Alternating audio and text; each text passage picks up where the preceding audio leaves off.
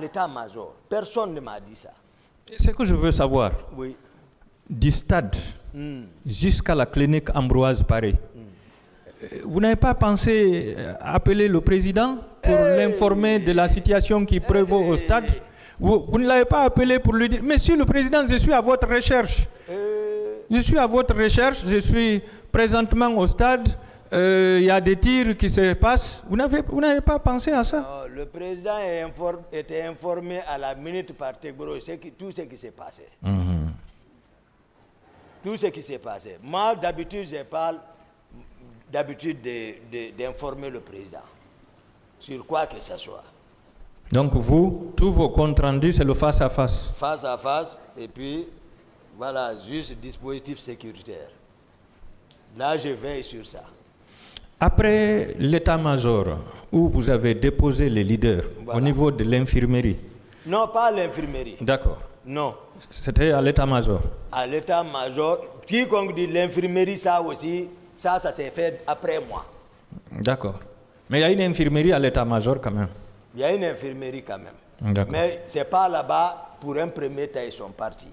Je suis arrivé le premier, les gendarmes m'écoutent. C'était où? À l'état-major, c'est Baldé. C'est général Baldé. Ok, Baldé. Je les ai fait débarquer. Ils s'apprêtaient à aller, ils sont arrivés. Le général était présent? Non, lui c'est au stade, je l'ai vu. Son adjoint était présent? Je n'ai pas remarqué. C'est les gendarmes que j'ai remarqué là-bas. Et donc, vous avez confié ces leaders à ces gendarmes? On n'a même pas remarqué. Dès que je suis arrivé, on n'a même pas échangé. Et même ils se sont occupés. D'accord. On n'a même pas échangé, moi et les gendarmes là. Dès que je suis venu, ils se sont occupés pour leur faire monter à l'étage. Parce qu'ils ont vu d'autres étaient blessés, ensanglantés. C'est là Marcel est arrivé encore, garer leur véhicule rapidement, courir, venir prendre Jean-Marie. Jean-Marie. Le vieux fatigué là. Oui. Il l'a enchaîné avec des coups. Est-ce que vous aviez écouté les propos tenus par Marcel face à Jean-Marie à cet instant? Non, il disait que comment toi, le forestier, tu peux défendre les autres contre notre pouvoir forestier. C'est ça. Donc, heureusement, les gendarmes se sont interposés, ils l'ont retiré par la force, ils l'ont fait monter. Maintenant, à partir de l'état-major là-bas maintenant, pour le retour vers le camp, ils ne m'ont pas quitté. Lesquels? Marcel, le programme de Tegboro, je ne sais plus. Là, je ne sais plus. Marcel et ses éléments ne vous ont pas quitté? Voilà, ils ne m'ont plus quitté. Mais Tegboro, à partir de là-bas, je n'ai pas compris son programme maintenant. Parce que dès qu'ils sont montés, moi j'ai pris encore la route, j'ai remarqué qu'ils me suivaient. Les Marcel, je ne sais pas par où maintenant, d'autres instructions maintenant. Si Tegboro explique ça, ou Général Baldé explique ça, là-bas, je peux être d'accord avec eux. Mais du stade à la clinique Ambroise le soir, qui est venu, qui a été menacé par les grenades, jusqu'à l'état-major, s'il parle autre chose, c'est une contre-vérité. Quand vous êtes arrivé au camp, est-ce que vous avez fait le compte-rendu face à face comment dirais-je, au capitaine Moussa Dadis, le président? Est-ce que vous l'avez dit, Monsieur le Président, voici ce que j'ai trouvé au stade, vos éléments étaient en train de tirer sur la foule, j'ai pu sauver quelques leaders politiques que j'ai amenés à l'état-major général de la gendarmerie? Est-ce que vous avez fait un compte-rendu direct? Je ne peux pas le dire, ces éléments, hein? C'est la confiance totale pour nommer quelqu'un net de cas. C'est pour cela qu'il ne reçoit l'instruction que de lui. Je ne peux pas venir comme ça. C'est-à-dire quand tu es à côté d'un président, tu ne peux pas aussi aller jusqu'à le démoraliser. Donc comme ce n'est pas lui qui vous a amené en mission, vous n'aviez pas un compte-rendu à lui faire? Je n'ai pas de CR à le faire.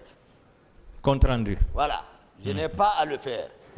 Mais il le savait parce que dans l'audition de le ministre chargé de la sécurité de Granco, lui, il a dit, le président l'a dit, comment arrêter Toumba? C'est Toumba qui allait sauver les gens. Il le sait, il est informé. Mais malgré cette réalité, il fallait sacrifier quelqu'un. D'accord. Est-ce que cela veut dire qu'il n'y a pas de compte rendu sa mission? Voilà, il n'y a pas de compte rendu. Ouais, c'est-à-dire qu'il y a le principe des 3 V. Va vite, fais vite, reviens vite. C'est comme ça, voilà. Donc si le colonel Tcheboro a fait un compte rendu, c'est qu'il avait reçu mission du président.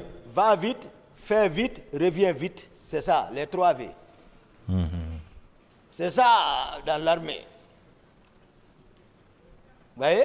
Oui. Donc c'est ce qui s'est passé. Moi, je n'avais pas de compte à lui rendre. Parce que c'est moi d'abord qui me suis opposé à lui. D'abord, j'étais fâché. Pourquoi il est sorti jusqu'au dehors? Mais jusqu'au soir, il était dans le même état d'âme.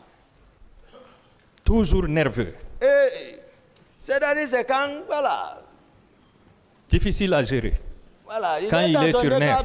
Lui, quand il est dans tous ces états, il est difficile à gérer. Jusqu'à le soir, c'est à partir de ce jour même, avant le matin, ils ont planifié tout maintenant. Moi, j'ai compris. Ils ont planifié, j'ai lu avec les ordres. C'est-à-dire, quand je viens, eux-mêmes, ils commencent à prendre position. J'ai dit, ça ne marche pas comme ça. Hein. Mon commandant, quand vous êtes revenu, vous avez vu le président Dadis, est-ce qu'il vous a fait des reproches directement en disant, par exemple, Toumba, comment tu peux aller au stade massacrer les gens? Non, non, non. Est-ce qu'il vous a fait ces reproches? Non, non, non. Dadis sait que je ne peux pas faire ça. Lui-même, il sait que je ne peux pas faire ça. Il connaît. Et il a confiance à ça, là. Il sait que je ne peux pas le faire. Il connaît. Il n'a pas été débat entre moi et lui par rapport à ça. Si ce n'est pas pour dire, c'est lui qui a sauvé les gens. C'est tout, hein. Mais le Tcheboro, c'est eux qui me font de montage maintenant. Ah, tu sais, voilà, il faut ça, il faut ça, il faut ça, il faut ça, il faut ça. Même Marcel, on ne le demande même pas. Ils n'ont même pas besoin de Marcel. Ils n'ont pas besoin de Pivi. Ils n'ont pas besoin de Gono Sangari. Ils n'ont pas besoin de Teburo. Ils n'ont pas besoin de Makambo. Maintenant, tout est organisé Toumba. Maintenant, les hommes de Toumba. Quel homme? Quel homme de Toumba? Selon vous, qui a ordonné la destruction de la pharmacie centrale de l'hôpital d'Onka? Non, moi je n'ai pas été vers là-bas, je ne connais pas l'histoire de tout ça. Vous allez demander le ministre de la Santé d'alors, ou le directrice de l'hôpital d'alors. Hein? Selon le rapport de la commission d'enquête internationale, certains blessés n'ont pas pu accéder aux soins parce que des bérets rouges auraient menacé les médecins et les infirmiers sur place. Je ne suis même pas parti vers là-bas. Moi, je n'ai même pas été vers là-bas. Hein? Mon commandant, oui. Est-ce qu'il y a des morgues au camp Alpha Yaya et au camp Almami Samouri pour recevoir des corps?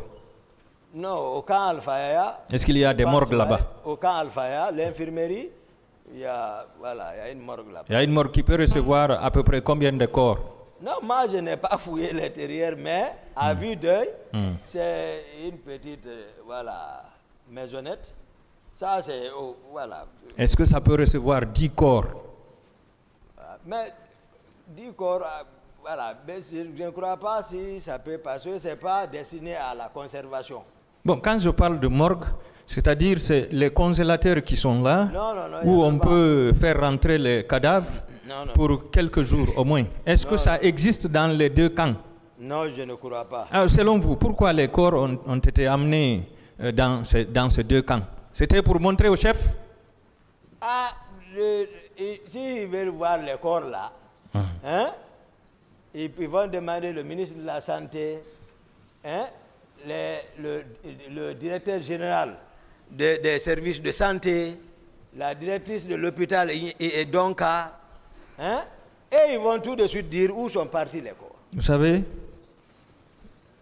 vous êtes... Ils savent, Dadis connaît. Attendez, moi je suppose que vous qui avez un peu fait dans cette boîte-là, qui avez été même à l'origine de la prise du pouvoir par le capitaine Dadis, parce que vous faites partie des gens qui l'ont aidé à prendre le pouvoir, vous devriez être quand même dans les secrets de l'information. Est-ce que des corps ont été enfouis dans ces deux camps, à l'intérieur de ces deux camps? Non, je ne suis pas au courant de ça. Je n'étais pas dans le secret, comme vous le pensez. Hein? Ça, c'était formel. Ce qui se tramait vers le premier trimestre, je l'ai fait savoir. Tout était formel maintenant. Au fond, c'était tout autre. J'ai expliqué le pouvoir, comment ça marchait là-bas. Aboubakar Siddiq. Merci, maître. Oui, je n'ai pas vu. Vous connaissez la signification? Siddiq. Oui, le véridique. Siddiqui est venu de Siddiq. Sidi. Le véridique. Le véridique. Voilà, l'honnête. L'honnête. Dites-nous la vérité. Où sont les corps, les disparus? Si j'en sais que Dieu ne me pardonne pas, si je le savais que je refuse, je cache, que Dieu ne me pardonne pas. Si je vous ai dit, si vous ne m'avez pas connu encore, Non. vous entendez seulement. Depuis Dakar, moi j'allais dire, hey, c'est ici. Mais le noyau central connaît, parce que c'est sous sa tête, ça se repose. Vous savez, Rien ne peut se passer sans qu'il ne le sache. vous savez, vous avez apporté, vous avez apporté beaucoup de ayats ici, oui, dans le Coran, notamment dans le surat Safi. Safi, ça va. Après, Ya ayyuhallazina amanu lima taquluna ma la taf'aluna. Kabura maktan indallahi an taqulu ma la taf'aluna. Inna Allah yuhibbul lazina yuqatiluna fi sabili. Une question, maître, s'il vous plaît. Hein? Ouais, c'est ça. Et une question, monsieur le président. Voilà. Non. Ouais. Je m'excuse, monsieur le président.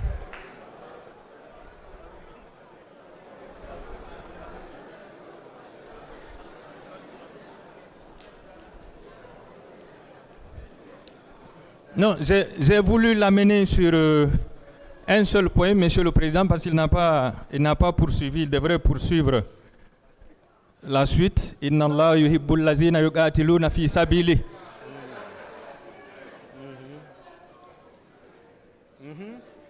Je vous suis, je sais.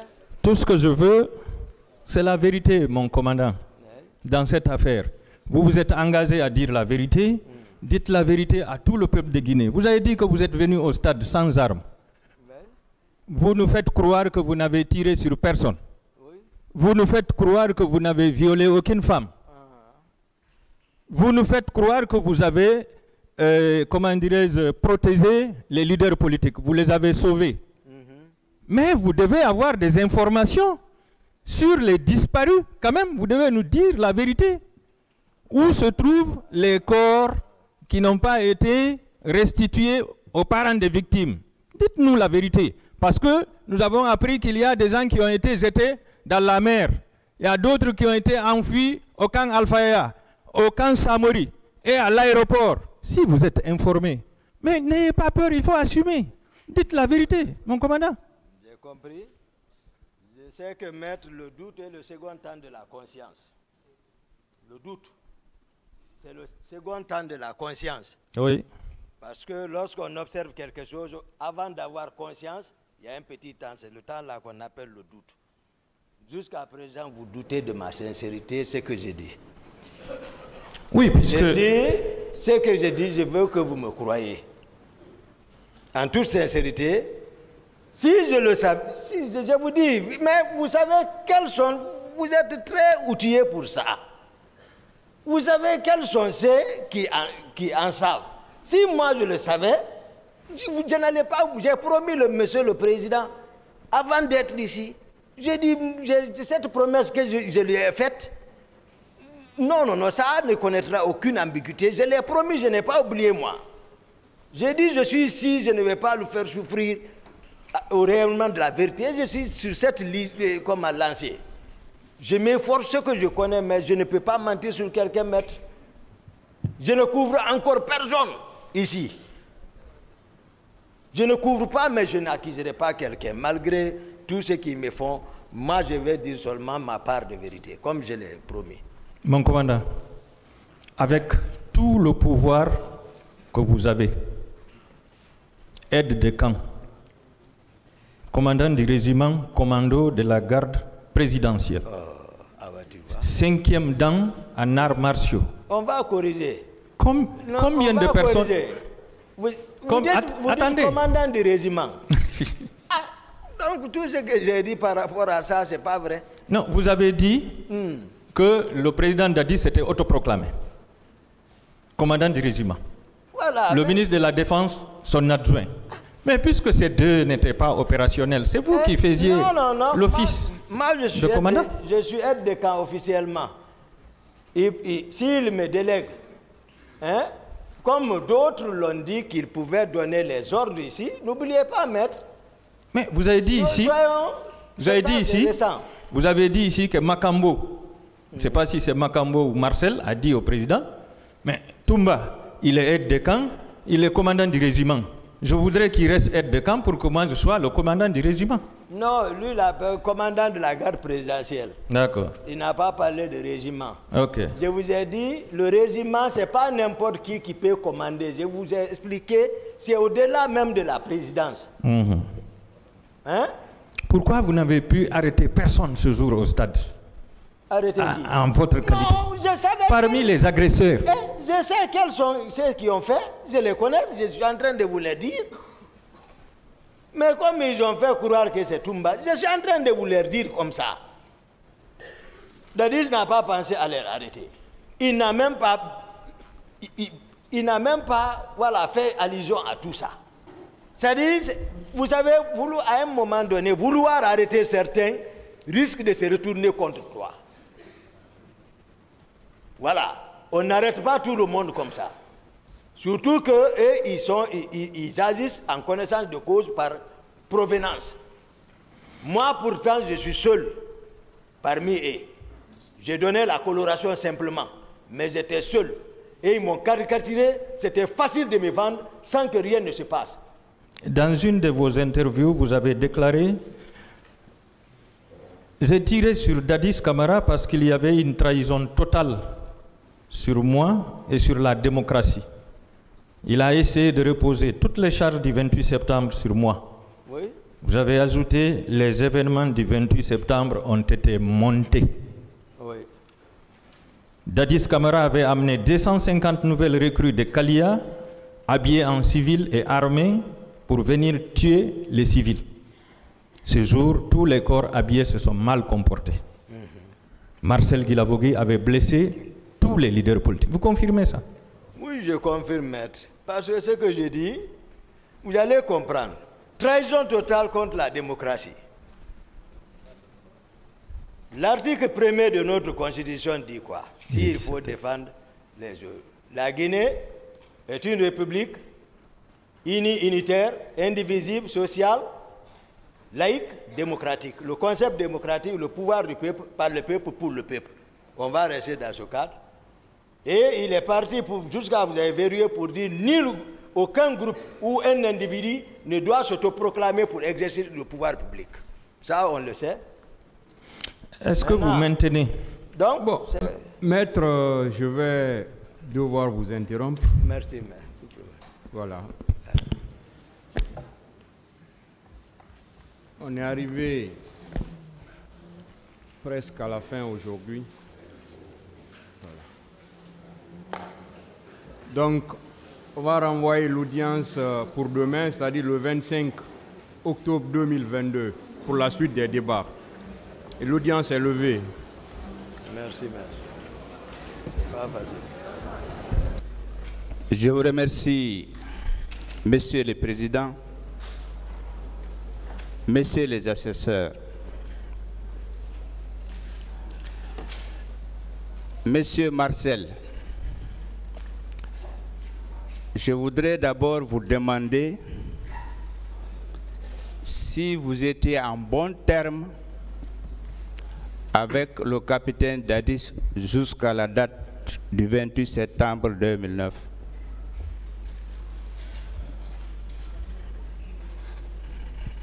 Bien, je commence avant de répondre à votre question.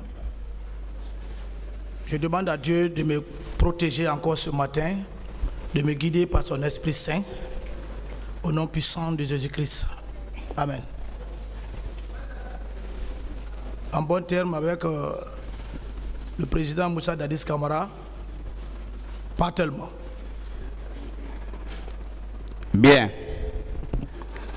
Alors, quand est-ce que vos relations se sont détériorées?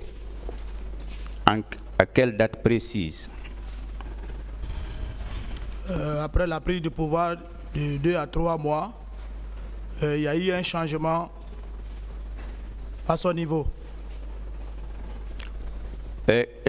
Quel a été ce changement-là? Ce changement était dû à la division qu'il a créée à son sein. La division. Pour créer sa garde parallèle. Il était avec maintenant des hommes inconditionnels qui ont parachuté de partout, qui étaient autour de lui. Bien. Vous confirmez que c'est le capitaine Dadis qui a planifié les événements du 28 septembre 2009? Ça, c'est incontournable. Très bien. Est-ce que vous savez, planifier, c'est organiser? Est-ce qu'une seule personne peut faire tout ce qui s'est passé pendant le 28 septembre et les jours qui ont suivi? Est-ce que vous-même, vous ne faisiez pas partie de cette planification? Moi, je suis qu'un subordonné, je ne peux pas être partie de cela. Bien. En quelle année vous avez été menacé, ce qui vous a empêché de dire la vérité? Parce que pour vous, vous étiez menacé.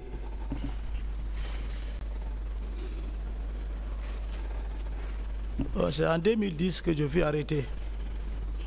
Non, je dis, je ne demande pas en quelle année vous avez été arrêté.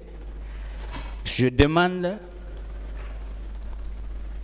l'année à laquelle vous vous êtes senti menacé pour ne pas dire la vérité. Parce que vous êtes revenu aujourd'hui pour dire la vérité. C'est cette année que je veux comprendre, connaître. Depuis 2010-2009, je fus menacé. Donc, depuis 2009, vous êtes menacé. Oui. Quelles ont été ces menaces-là? C'est des menaces de mort ou quoi? Les menaces. De façon concrète. De façon concrète, c'est la mort, parce que quand tu es menacé, c'est militairement, c'est d'effacer les traces. Quelles sont les personnes qui vous ont menacé de mort? Bon, j'ai été arrêté le 31 mars 2010, déféré à la maison, au PM3, dont j'ai subi des tortures. C'est en ce temps que je me suis senti, j'ai compris là, qu'il fallait se réserver pour ne pas trépasser. Très bien. Quelles sont les personnes qui vous ont torturé au PM3, ici, à côté? Vous pouvez citer les noms? Bon, je ne peux pas connaître les noms, je ne connaissais pas les hommes. Vous ne connaissez personne? Non, ceux qui m'ont torturé, je ne connaissais pas ces hommes. Très bien.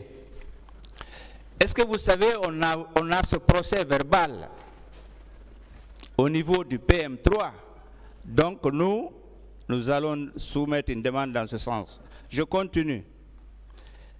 Monsieur Marcel, lors de votre interrogatoire au fond, le 3 novembre 2010, devant le pool des juges d'instruction, est-ce que vous avez subi des pressions? Ce procès verbal même a été tenu sans avocat. La question, est-ce que les juges vous ont menacé ou vous avez subi des pressions de la part des juges? Je sais que vous n'aviez pas d'avocat et vous avez consenti être interrogé sans avocat. Est-ce que les juges vous ont menacé?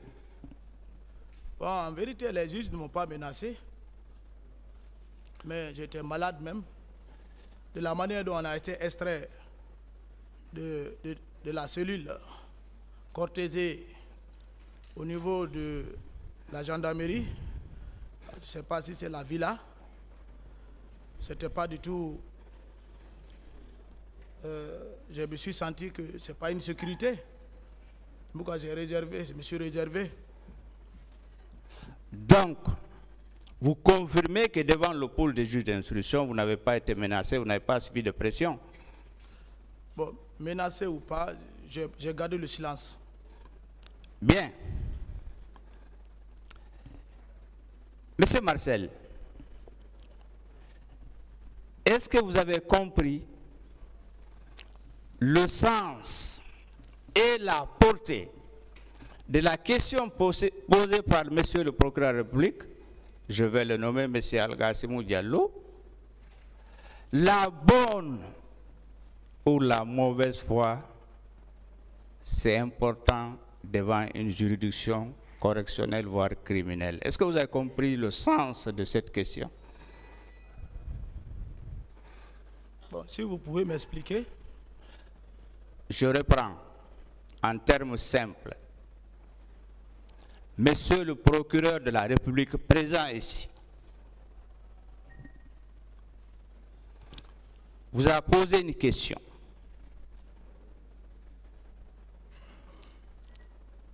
Être de bonne ou de mauvaise foi, c'est déterminant devant un tribunal.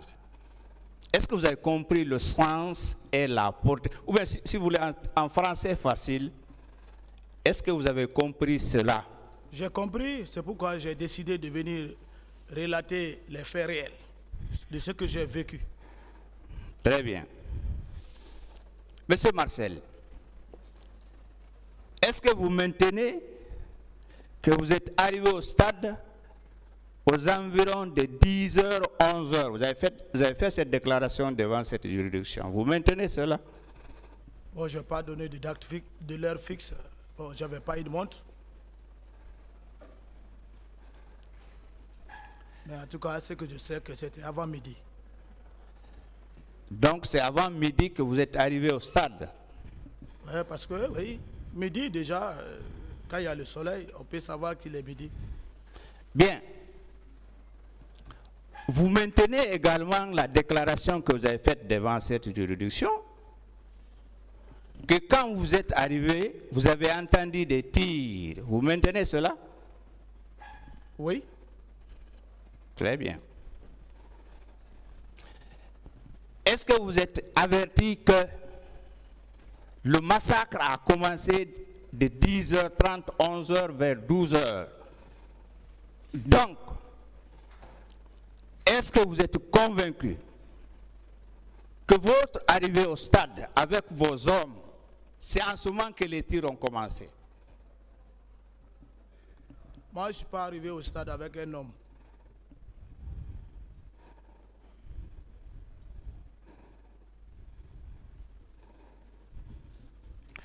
Vous dites? Je dis que je ne suis pas arrivé au stade avec un homme. Bien. Alors, vous confirmez que vous étiez au stade quand même? Ça, c'est acceptable. Sur la pelouse, vous confirmez aussi, vous êtes parti à la tribune? Bon, je ne suis pas monté à la tribune. Bien. Alors, quelles dispositions aviez-vous prises pour empêcher les tueries?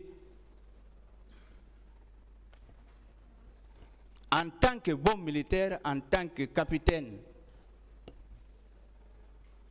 qu'est-ce que vous avez fait pour arrêter le massacre? Bon, moi, je n'ai pas vu un corps. Je crois que j'ai largement expliqué ça ici. Je ne veux plus revenir à ça. Avec la permission de Monsieur le Président, ma question, comme vous étiez au stade, quelles mesures aviez-vous prises pour stopper le massacre, les tueries? Je ne demande pas si vous avez vu des corps. Oui, vous savez, les tueries, ça déjà, il y a les morts. Quand tu vois les corps, il y a ceux qui ont des tueries devant toi. Mais moi, je n'ai pas vu de corps. Ce que j'ai pu faire, c'est ce que j'ai réitéré les 2 jours passés. Il veut savoir qu'est-ce que vous avez fait. Ah, j'ai intervenu de ma manière, comme j'ai expliqué la fois passée. Bien. Vous confirmez la déclaration que vous avez faite devant cette juridiction criminelle, que vous êtes un homme influent au sein de l'armée en ce moment. Vous confirmez cela? Je ne suis pas un homme influent au sein de l'armée, mais je suis un homme formé aussi. J'ai suivi une formation militaire. Monsieur Marcel, n'est-ce pas, vous avez déclaré ici que vous êtes ou vous étiez influent au sein de l'armée.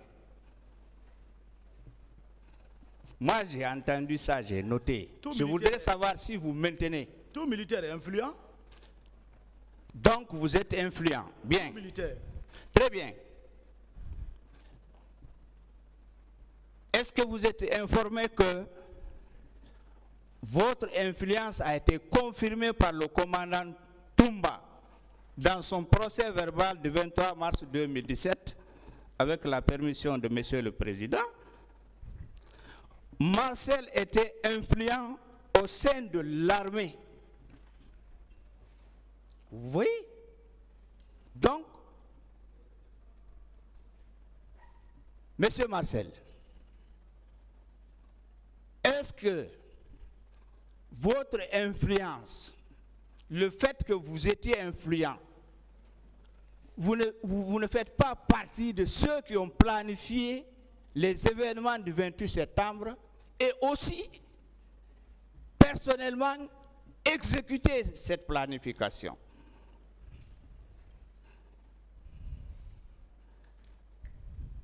Je peux répondre?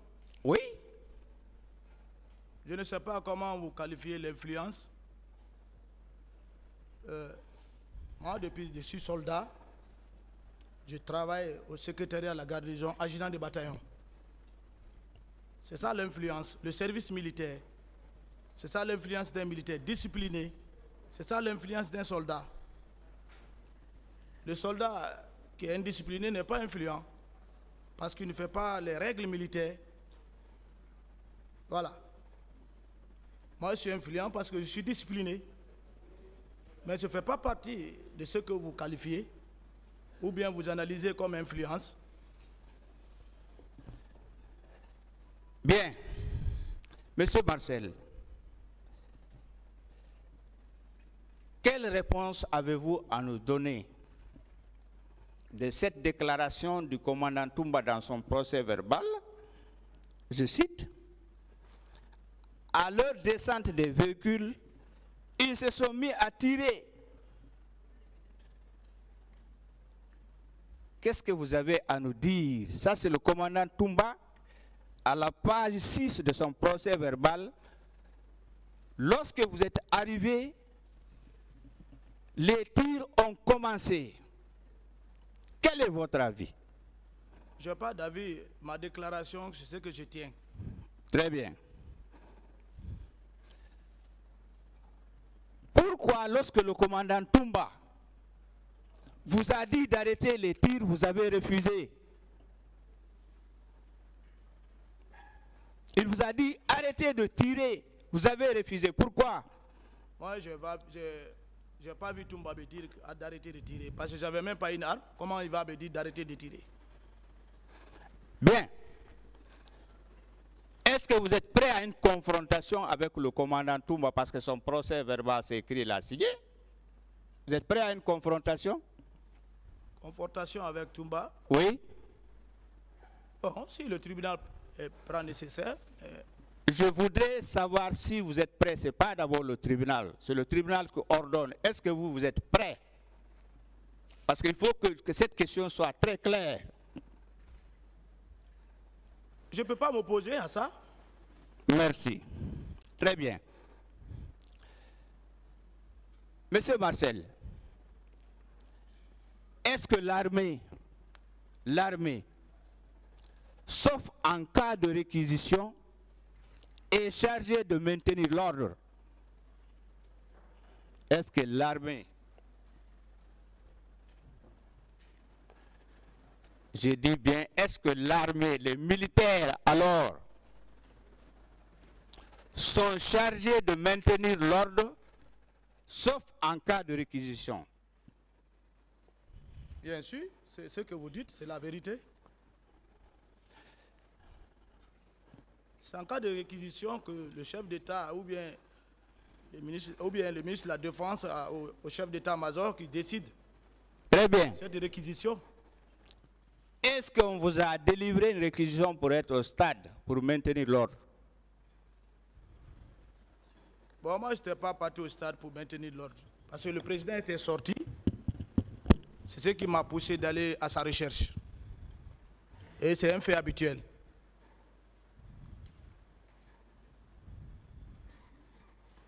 Bien. Ayant tiré sur les manifestants avec vos soldats, est-ce que vous pouvez nier ça aujourd'hui? C'est ce que vous dites, hein? Moi, je n'ai pas oui, vu c'est ce que je dis et je le maintiens. Si vous avez des preuves. Bien. Alors, Monsieur Marcel, sans les nommer, un nombre important de victimes. Il y en a qui sont décédés. Il y en a même parmi eux des leaders qui sont décédés. Ont déclaré dans leurs procès-verbaux respectifs que vous étiez au stade avec vos soldats.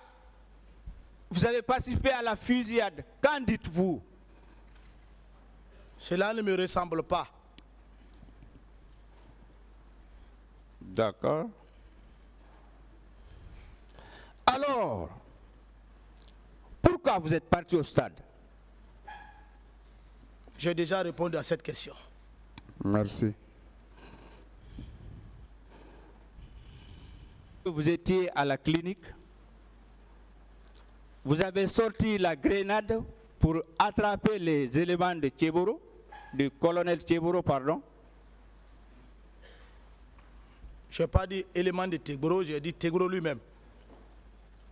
Très bien. Est-ce que vous seul, vous pouvez arrêter le colonel Tchéboro, vous seul, vous deux, si on vous laisse ensemble? Est-ce que c'est possible? Si c'est possible d'arrêter Tchéboro? Oui. Mais bien sûr. Très bien. Mais pourquoi du stade, j'insiste, même si c'est posé, du stade, vous avez suivi les leaders jusqu'à la clinique? Est-ce que ce n'était pas faire du mal, faire exploser, jeter la grenade au sein de la clinique? Non. J'ai beaucoup expliqué cela.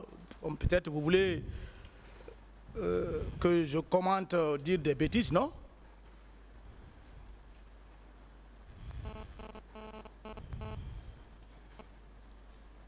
Bien. Monsieur Marcel, quelle information avez-vous des tortures Ah, mais Merci. une question. À quelle heure vous êtes arrivé ce jour 29 septembre 2009 au stade du 28 septembre?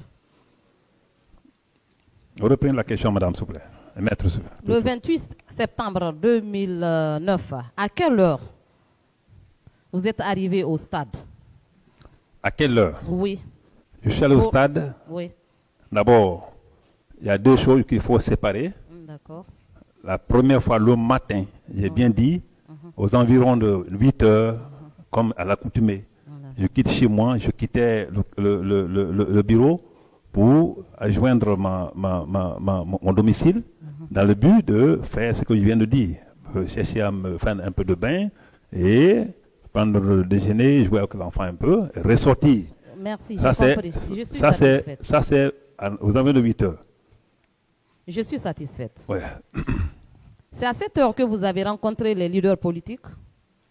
Je n'ai pas compris. C'est aux environs de 8 heures que vous avez rencontré les leaders politiques? Non, quand j'ai dit que je vais quitter chez moi aux environs de 8 heures et que je suis arrivé à l'esplanade du stade, juste en face de la pharmacie Manizé, Oui. vers les 9 heures. D'accord. Ça, c'est vers les 9 heures. D'accord. Et j'ai eu affaire à cette foule qui m'a vraiment ovationné, comme vous l'avez vu sur les vidéos, quand ils étaient sur YouTube, qui m'a vraiment bien accueilli et j'ai profité de l'enthousiasme, comme j'ai tantôt dit. Et je me suis adressé à eux de prodiguer des conseils. Ça, c'était dans les environs de 9h, 9h, 9h, 10h. Oui. Et c'est, vous voyez. Mais comme je ne vais pas chronométrer, je ne peux pas donner une exacte. Donc, pratiquement, à ce niveau-là, c'est ça. Ça, c'est 9h, 9h, 10h. Est-ce que M. Blaise Gomo était avec vous en ce moment? Je n'ai pas compris. M. Blaise Gomo était avec vous Non, mais sur quand l'esplanade du stade? Non, madame. Non, madame. Eh, maître, s'il vous plaît. Vous êtes non. de dire madame ou maître, c'est la même chose. D'accord.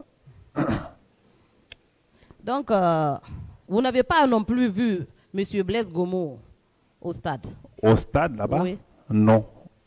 S'il m'a vu, c'est un moment où je ne l'ai pas vu parce qu'on n'était pas là pour la même mission. Ok, je vais un peu rafraîchir votre mémoire parce que j'ai le procès verbal d'audition de M. Blaise Gomo qui dit ceci. C'est ainsi que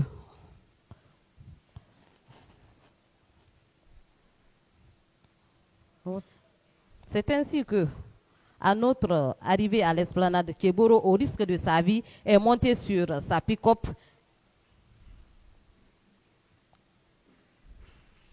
S'est lancé dans la sensibilisation. Il était sur ça lorsqu'un gros caillou est venu frôler sa joue.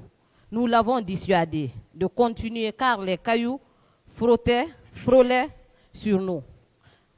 Alors que nous pensions à quitter les lieux, un groupe de bérets rouges embarqués dans les pick-up est arrivé en tirant. Ça veut dire que vous étiez avec lui? Non, je n'ai pas compris la partie là. Le dernier mot. Il dit, un groupe de bérets rouges embarqués dans les pick-up est arrivé en tirant. Au moment où vous vous apprêtiez à quitter les lieux? Certainement. Certainement. Je vais vraiment chercher à vous éclairer un peu la partie. D'accord, allez-y, je vous écoute. J'ai lu la même chose. Hein. J'ai lu la même chose. Mais j'ai compris que soit les juges d'instruction ou soit lui-même, il y a une confusion qui se prête quelque part. Quand les bérets venaient, moi, j'étais plus là-bas. Aucune image, aucun témoin ne va avouer ici que quand les bérets venaient au stade, que moi, j'étais présent. Non. Alors, quand il dit que je suis monté sur le pick-up, il a raison. Je suis monté sur le pick-up. Est-ce que c'était le pick-up dans lequel il était ou c'était le pick-up d'une autre personne? Moi, je ne sais pas. Je ne peux pas être Dieu pour le connaître parce qu'il y avait des pick-up là-bas. Et la gendarmerie, et la police, et l'antidrogue. On est d'accord? Alors, c'est après que, quand on parle de caillou, le caillou est venu quand quelqu'un, je l'ai dit tantôt, quand quelqu'un a lancé un lacrymogène, c'est-à-dire le gaz lacrymogène derrière. Parce que ceux qui étaient avec moi en face, qui applaudissaient, étaient vraiment, par leur habillement, on savait que c'était les responsables. Parce qu'on a bien discuté, et vraiment en français compréhensif, et je pense qu'il était vraiment, nous tous on a pris un peu le gaz. Et moi je n'ose pas naturellement le gaz, parce que je suis pas mobilo. Donc c'est après que dans le tas de chefs de quartier, on m'a dit, allez-y de l'autre côté, laissez les gens là avec ce bouhaha parce qu'ils ne comprennent pas, la voix ne porte pas, il faut aller de l'autre côté. Et je me suis déplacé pour aller vers, je me suis dans ma voiture de commandement, je suis parti vers les leaders politiques qui venaient du côté de Jean-Marie Doré. Mais à lire les déclarations de colonel Blaise, vous étiez au stade lorsque le colonel Toumba est arrivé. Quoi? Je dis à lire les déclarations de M. Blaise Gomon. M. Toumba, lorsqu'ils sont venus en tirant, vous étiez au stade. Non, c'est lui qui doit venir éclairer ça ici. Parce que comme ce n'est pas moi qui ai déclaré, je pense qu'il est mieux placé pour vous. C'est parce que vous avez dit que vous n'étiez pas là-bas, que vous ne l'avez oui, pas mais vu. Je te dis que je n'étais pas là-bas. Je pense que ça, c'était une réponse. D'accord, je passe. Ok. La question que je veux savoir, est-ce que vous étiez effectivement rentré dans l'enceinte du stade? À l'enceinte du stade? Oui, pas sur. Vous n'êtes pas la limité. Pelouse? Oui. Non. Non, pas la pelouse. Quand on dit que vous franchissez le portail du stade, vous êtes déjà à l'intérieur, non? Non, oui, mais dès qu'on est déjà... oui, d'accord, à l'intérieur, non. Je pense donc vous êtes limité sur l'esplanade? Non, pas l'esplanade. Je pense que on avait fait la différence tout de suite là entre l'esplanade, la cour du stade et le stade proprement dit. D'accord. Justement, vous n'étiez pas à l'écoute. J'ai bien dit que lorsqu'on est à l'esplanade, le premier portail qui fait face tombe dans la cour du stade. Donc on franchit cet espace-là, on tombe dans la seconde porte qui suit, va t'envoyer directement dans le stade proprement dit, où il y a la pelouse. Vous savez pourquoi j'ai posé cette question? Parce que lors de votre audition devant le magistrat instructeur, vous avez dit, c'est en courant que je suis arrivé dans l'enceinte du stade. Pour moi, il fallait à tout prix sauver les leaders politiques. Non, j'ai bien donné une précision. Maintenant, dans l'enceinte là, pour vous, c'est dans la cour. Est-ce que ce passage parle de la cour du stade? Parce que quoi qu'il arrive, les gens disent stade. Hein, dès que tu rentres, nous sommes au stade. Donc, dans l'enceinte. Même ici, il y a des gens qui font la confusion. Donc, madame, maître, ce n'est pas de confusion entre le stade et à l'intérieur du stade. J'ai été clair, je ne suis pas rentré à l'intérieur du stade. C'est quand je suis venu vers la porte que j'ai vu ces blancs qui sortaient tranquillement. Je continue. Merci. Oui. Toujours lors de votre interrogatoire sur le fond, vous avez affirmé « Je les ai mis à la disposition de quelques-uns de mes hommes pour les diriger vers ma voiture. » Quand vous dites « quelques-uns de mes hommes », qu'est-ce que vous avez voulu dire par là? Oui, c'est pour dire simplement que ça, c'est le groupe de Sidia. Quelques-uns de mes hommes, oui. Vous avez dit. Quelques-uns de mes hommes. Oui. Est-ce que ça, c'est le groupe de Sidia? Non, c'est pour dire simplement que j'ai dit à quelques-uns de mes hommes de les embarquer. Effectivement, il y avait des hommes là-bas. Et donc, cela veut dire que vous étiez à l'intérieur du stade avec vos hommes. Tu veux comprendre, non?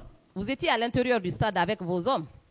Non, quand je vous dis à l'intérieur, ce n'est pas l'intérieur du stade.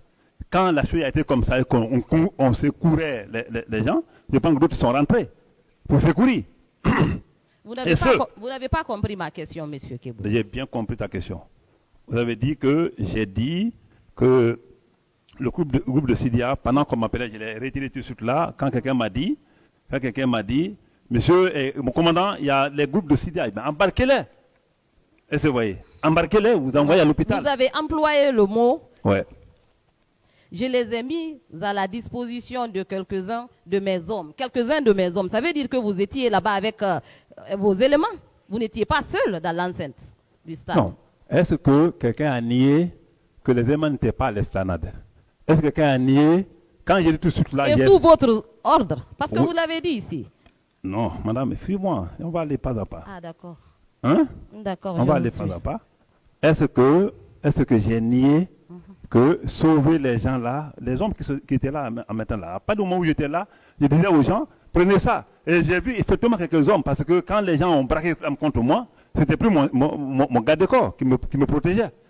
Quand les gens ont braqué, quand j'ai voulu prendre et avancer contre les gens qui tabassaient Jean-Marie Doré, paix à son âme, je pense qu'il a été clair. Quand les gens m'ont dit, si tu fais un pas, on tire sur toi, je pense que quelques éléments de gendarmes là qui étaient là, qui qui ont intervenu, qui ont fait à ce que je puisse sauver Jean-Marie Doré, ça a été dit aussi. Si j'ai dit quelques-uns de mes hommes, c'est une réalité. Et c'est dans le but de sauver. Parce que quand je courais pour rentrer... Ah, dans le but de sauver? Non, quand je courais pour rentrer, quelques éléments m'ont suivi. J'ai tout dit. Ah, d'accord. Ça, c'est maintenant, pendant que tout le monde, presque beaucoup étaient sortis. Moi, j'ai croisé beaucoup de femmes et de jeunes qui couraient pour sortir, qui sortaient. J'ai dit tout ça, que j'ai croisé des gens en courant. Vous savez pourquoi j'ai posé cette question? Non. Parce que j'ai eu la chance de parcourir aussi le procès verbal d'interrogatoire de M. Mathurin. Et M. Pivi aussi. Monsieur qui? Pivi. Ah, Pivi et Mathurin, ouais. Sans embâche, que c'est Aboubakar Sidiki Diakité Toumba et Moussa Kebour Kamara qui dirigeaient les interventions au stade. Donc, cela de notre... Vous pouvez lire le paragraphe entier. Cela veut dire que vous étiez effectivement avec...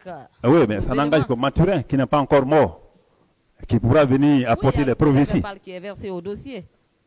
Non, je dis que ça n'engage que Mathurin, s'il l'a dit, c'est à lui de venir apporter les preuves ici. Il ne s'agit pas de dire. Et comme il n'est pas mort encore, c'est encore mieux pour moi. À lui de venir ici, venir avouer ce qu'il disait. Je voulais que tu lises le paragraphe entier. D'accord. Vous avez affirmé ici... On peut lire ça, madame, s'il vous plaît. Répondez à la question. Oui, mais qu'il lise. Vous avez affirmé ici aussi que c'est vous qui avez sauvé les leaders politiques et vous les avez déposés à la clinique à Ambroise Paris. Mais j'ai parcouru aussi le procès verbal d'audition de M. Aboubakar Toumba qui dit la même chose. Entre les deux versions, on doit s'en tenir à quoi? Bon, entre les deux versions, il faut demander les leaders. Ce qui est sûr et certain, le monsieur qui m'a dit les Syriens sont là, ce n'était pas lui. S'il est monté avec eux pour aller, je ne sais pas. S'il peut être à la fois à la clinique Pasteur et être à la fois à la clinique Ambroise Paris. Moi, je vous dis que j'ai reçu des instructions. Oui. Si c'est Pasteur que tu parles, j'ai reçu des instructions du président de CNDD, du capitaine Moussa Dadis Camara, ensemble avec le Premier ministre Komara et le secrétaire général Koutoubou Sano, pour aller reprendre les gens où ils étaient là pour les premiers soins et les envoyer à la clinique Pasteur à ses frais. Et je pense que le Premier ministre Komara a rendu compte à ses leaders ce que l'intention de leur secourir et de les assister du capitaine Moussa Dadis Camara. Et moi, j'étais le seul là-bas. Et c'est moi qui ai mis la ceinture de sécurité jusqu'au matin. Merci, monsieur. Merci, madame. Je continue. Est-ce que vous avez vu monsieur Toumba armé? Moi, j'ai dit qu'il était à distance. Quand quelqu'un est à distance, je ne peux pas savoir s'il est doté d'une arme ou pas. Je l'ai dit, même pour si ça a été... Mais lorsqu'il est venu vous voir... Où? Les bérets rouges, y compris Toumba, sont venus à la clinique Ambroise. Oui. Vous avez dit qu'ils étaient armés? Ils avaient des grenades? Ces hommes, oui. Celui qui était en face de nous avait des grenades. Ils étaient devant lui. Il était derrière. Il est descendu un peu tardivement de sa voiture. Ça, au moins, c'est une évidence. Ce qui est sûr et certain, ces hommes-là sont venus avec lui. Et c'est lui qui était derrière. Et c'était doté d'armes ou pas. Il ne faut pas mentir. Là, on peut être là, en badurière. Là, on peut être au chautoir. Tu ne peux pas le savoir. En tout cas, je l'ai vu. Je sais que c'est lui qui c'était ses pick-up. Et c'était lui, là-bas, sur le terrain. Et les hommes qui sont venus vers moi, qui ont commencé à proférer comme ça, il était derrière, ce sont ces hommes, effectivement, ils sont venus ensemble. Je le dis et je le réitère même devant n'importe quel coup. J'ai parcouru aussi le procès verbal d'audition de partie civile de M. Abdourahim Diallo. Monsieur Diallo, oui. Oui. Il affirme, je lis, je l'ai vu une seule fois. À la question de savoir, avez-vous vu Kegoro au stade? Il répond oui, je l'ai vu une seule fois parmi les convoyeurs de corps. Et vous avez dit ici n'avoir jamais vu de corps ni de blessés. Ah, bien sûr. M. Diallo va venir nous montrer. Qu'en dites-vous? Absolument pas de tout. Convoyer des corps. Oui. On peut convoyer les corps, en même temps envoyer les leaders à l'hôpital. Tout est possible. C'est génie. Tout est possible. Parce que vous avez, d'après votre explication, vous avez sauvé combien de leaders au même moment? Ouais. Donc c'est possible aussi. L'autre là, je vous ai bien dit que j'ai dit embarquez-les alors vous les envoyez à l'hôpital au traitement. Moi j'étais déjà délai me voulant, je conduisais les autres. On ne peut pas le faire faire ça tout à la fois. Mais en même temps, envoyer les leaders à l'hôpital, dont eux-mêmes ils ont avoué devant la presse nationale et internationale, et en même temps, être convoyeur de corps. Mais même ça me regardant, commandant à l'époque, je pense que ça, c'est pas mon métier. Je suis pas Toujours, je continue le procès verbal d'audition du parti civil de M. Ibrahim Abari. Lui aussi, Ibrahim Abari. Lui aussi, il affirme que quant à Keguro, il nous a menacés en ces termes. Vous allez le regretter. Qu'en dites-vous par rapport à cette déclaration aussi? Vous pouvez lire la partie, le paragraphe pour moi, s'il vous plaît. Oui, il dit cependant, j'ai aperçu au loin 2 officiers qui ressemblent à Moussa Keita, le secrétaire permanent du CNDD, et le président d'Addis. Les 2 assis dans une pick-up. Mais je ne peux pas le confirmer. Quant à Kiegoro, il nous a menacés en ces termes. Vous allez le regretter. Le pays là est mal barré. Ah, vous répondez, c'est pas moi. Non, madame. Pas de tout. Je veux une confrontation avec ce monsieur, s'il vous plaît.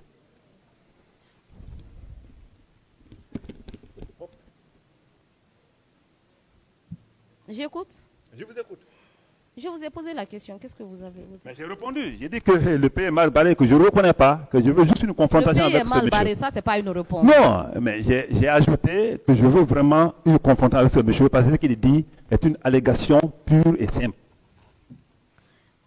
Ce jour-là, vous avez dit dans votre procès verbal que vous avez entendu des tirs. Vous étiez où lorsque vous avez entendu ces tirs? Un tir. Peu de Guinéens, s'il vous plaît, je vais vous aider. Vous n'êtes pas militaire. Oui, c'est pourquoi. Ce procès a 2 avantages. D'accord. Un avantage parce qu'il faut éclairer la chose, il faut rendre vraiment, honorer ceux qui sont illégalement partis, je parle des morts, mais aussi c'est instructif. D'accord. Vous n'êtes pas militaire. Un tir de PMK peut s'attendre à 3 km. Demandez à n'importe quel militaire, s'il est bien formé, il te dira. Je pense que Moi, je demande votre position par rapport au stade. Où vous étiez? J'ai bien dit que par rapport au coup de fusil, avant que je ne dise que j'ai entendu par Taliki, je quittais déjà chez moi, comme je vous ai dit. J'ai fait un crochet CMS pour voir s'il y avait personne. Je n'ai vu personne, il a dit tantôt, dans mon chemin. Et puis j'ai fait chemin pour aller chez moi, pour aller au camp, comme j'avais 2 chez moi, au bureau. C'est chemin faisant que j'ai appris les coups de fusil. Vous étiez à quel niveau, plus précisément? J'étais vers Kenya. Vers Kenya? Oui. D'accord. Quelle était l'intensité de ces tirs? Bon, ça tirait, parce que quand ça tire, c'était par coup de rafale et demi-rafale. Donc c'est à partir de là que vous avez rebroussé le chemin pour le stade? Oui, j'ai posé la question, il s'agit de quoi? Il a dit non, les militaires sont conduits, les bureaux conduits par Toumba sont venus au stade. Et ça tire. Et automatiquement, j'ai dit au chauffeur de tourner. Et vous affirmez ici que lorsque vous vous êtes retourné, vous n'avez vu ni de blessés, ni de cadavres. C'est quand même difficile. Madame, s'il vous plaît. Je vous ai dit que sous mon chemin, je ne peux pas te dire forcément j'ai vu les blessés, j'ai vu les corps. Vous êtes arrivé voir les blessés, voir les corps ne sous-entend pas que c'est moi qui les ai donné la mort. Non, pas du tout. Pas pourquoi pas alors si je l'ai vu, pourquoi pas l'avouer?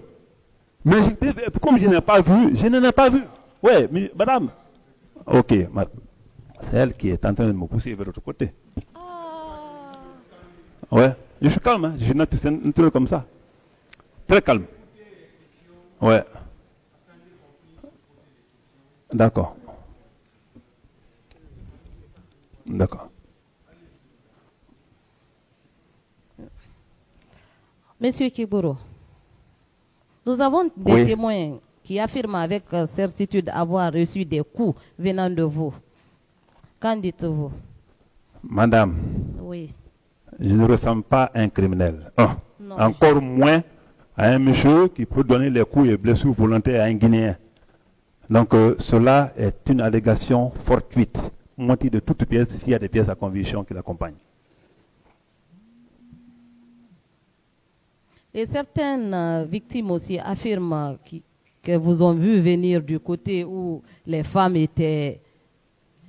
Je n'ai pas compris la question. J'ai dit certaines victimes de viol. Ah. Oui. Vous ont vu quitter